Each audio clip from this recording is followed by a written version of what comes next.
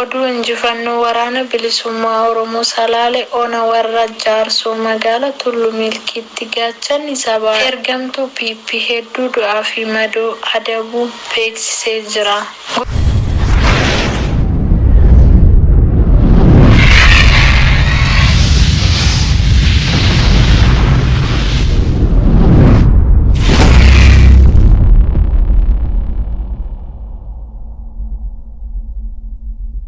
Ashamaa jaalatamtoota fi kabajamtoota maatii Gullallee Wood oduu guyyaa har'aa qabannee dhufnee jirra. Haga dhuma qophii keenyatti nu hordofaa affeerra keenya.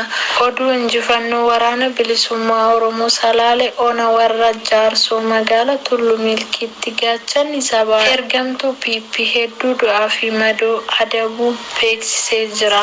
Gootichi waraana bilisummaa Oromoo zoonii giddu galeessa baatee jaagama badhaanee tarkaanfii fudhate meeshaalee waraanaa fi sirna PP booji'uun ibsee jira. Gootichi waraana bilisummaa Oromoo waboon haleellaa jajjaboo diina rifachiisu humnoota sirna nafxanyaa faashistii impaayera Itoophiyaa tiskituu fi uummata Oromoo dararaa jirtu irratti fudhateen hedduu isaanii du'aa fi madoo adabuu beeksisee jira. Akkasuma gama meeshaatiin PKM 6 fi silvarii 4 akkasuma EKM 85 akkasuma rasaasa gosoota garaa kuma 10 mooraa qabsoo bilisummaa Oromootiif galchee jira.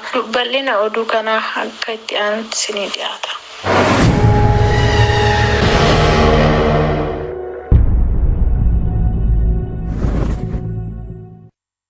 Woboon jajjabeen diinaaf yaaddoo firaa fi gammachuu godina Gujii bahaa ganama irraa kaasee hanga ammaatti woboon zoonii kibbaa lola walirraa hin cinneen taasisaa jiraachuun maddi oduu Gullallee Wood nuuf ifoomsee jiran.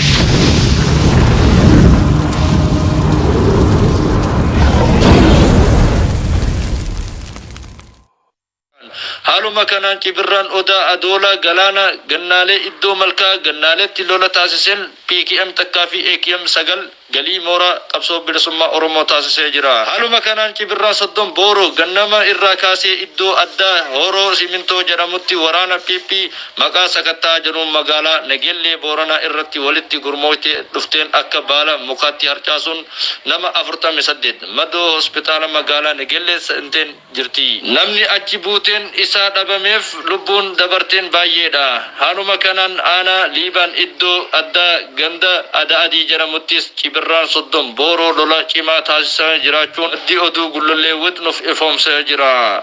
Injifannoo uummata Oromoo hanga oduu birootiin walitti deebinutti nagaan bulaa. Gullallee Wood share, like, subscribe godhuu nu jajjabeessan affeerraa keenya.